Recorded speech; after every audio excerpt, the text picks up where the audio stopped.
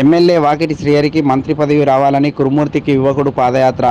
నారాయణపేట జిల్లా మక్తల్ మండలం గడ్డంపల్లి గ్రామానికి చెందిన శివ అనే యువకుడు తమ నియోజకవర్గ ఎమ్మెల్యే డాక్టర్ వాకిటి శ్రీహరికి రాష్ట్ర ప్రభుత్వం మంత్రివర్గంలో స్థానం కల్పించాలని కోరుతూ ఈరోజు తెల్లవారుజామున 4 గంటలకు తమ గ్రామం నుండి ఉమ్మడి పాలమూరు జిల్లాలోని చిన్నచింతకుంట మండలం అమ్మాపూరు కురుమూర్తికి కాలినడకన పాదయాత్ర చేపట్టాడు.